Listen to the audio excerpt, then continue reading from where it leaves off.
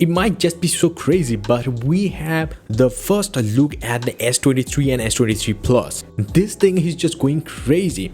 We just recently saw the Galaxy Z Fold 4 and Z Flip 4. Now we have the renders, the CAD renders by OnLeaks for the Galaxy S23 and S23 Plus. Insane. Now that also might make you think that these devices might be coming earlier than we might even want them to, but I'm not going to speculate at this. We will definitely have to wait for more leaks to confirm that. But I think this year the changes on the outside on the standard models will be a little more than it is on the S23 Ultra. Now if you want to check out that video, you can, but I will say you the most changes are coming inside than outside. But that's not to say these designs are bad by any means. No, these devices look amazing already. There is very little things Samsung can do, and that's the thing they did.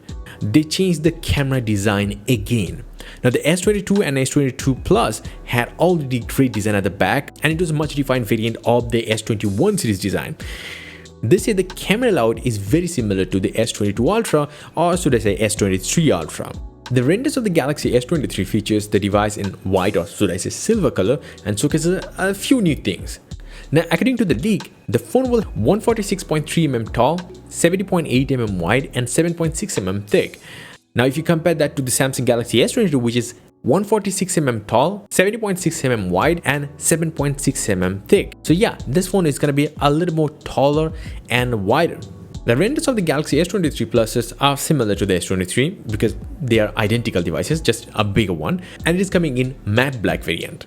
The dimension will also be slightly bigger compared to the S22 Plus. The S23 Plus will be 157.7mm tall, 76.1mm wide and 7.6mm thick. Now if you compare that with the S22 Plus, which is 157.4mm tall, 75.8mm wide and 7.6mm thick. So again, a tad bit taller and wider. But one thing that still freaks me out is that how Samsung actually managed that whole display connector at the bottom. Like, I just don't know, the chin is real thin. It is so crazy to look at. But this design overall looks a little more refined design of the S22 series design. Like a little more refined, and it looks really good. Minimal yet really Samsung design. Now according to a report from Elec, the S23 Plus will have a slightly more battery life than the S22 because of a bigger battery cell. It will be 4700 mAh. Just think about it, how Samsung did this. I mean, it's the same thickness, yet a bigger battery. This year, one disappointing thing that will continue to stay with these two devices are the 1080p panels, and that too, they are not going to be the LTPO technology panel. They are just going to be LTPS panel. But yes, they will have the 48Hz to 120Hz adaptive refresh rate, but it is still not nowhere close to the LTPO 1.8 technology of the Note 20 Ultra from 2020, which allows the display to switch its refresh rate from 120Hz to 10Hz depending on the content of the display. Now, if you don't know, the LTPO 2.0 display technology is already out in the market and Samsung is using, and that allows the display to go even lower to 1 Hz when it's needed. So that is crazy efficient. Yet Samsung's high-end S23 and S23 Plus will not feature this technology. Not at all, not even the first generation, which is again really sad.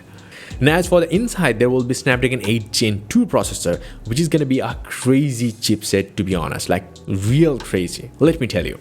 The Snapdragon 8 Gen 2 chipset, model number SM8550, will reportedly sport one Cortex-X3 core that provides 25% performance boost over the Cortex-X1, as well as two Cortex-A715 cores, two Cortex-A710 cores, and three Cortex-A510 cores, which is really unusual in the smartphone world.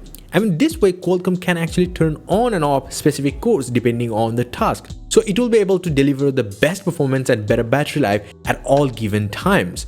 But according to another rumor from Tipster Digital Chat Station, the Prime core will actually have a clock speed in the 3.4 to 3.5 GHz range. For comparison, the Snapdragon 8 Plus Gen 1, which is really good, that's Prime core is clocked at 3.2 GHz.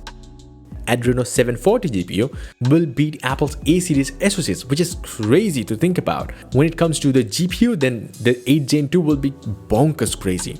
Next year, all the Samsung Galaxy S flagship models in all the markets will feature Snapdragon chips, no Exynos next year.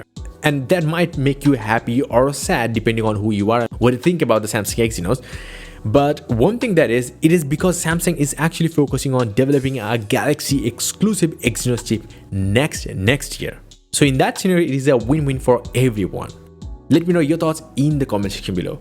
What do you think about this new design and this new crazy chip? And if you want to know more about the S22 Ultra, then definitely check out my recent video on that. And before the outro, here's one big important thing. Trust me, this is the best freaking wallpaper pack I have ever created. This is the Agate Series 3 wallpaper pack. This wallpaper pack has 18 super high resolution 8K wallpapers custom made for your tablets, laptops, and your smartphones. You can visit the link in the description below to check out, or simply visit my website johndavid.com for a lot more than these wallpapers, tech news, and so many stuffs. So yeah, definitely visit it. Until the next one, bye and take care.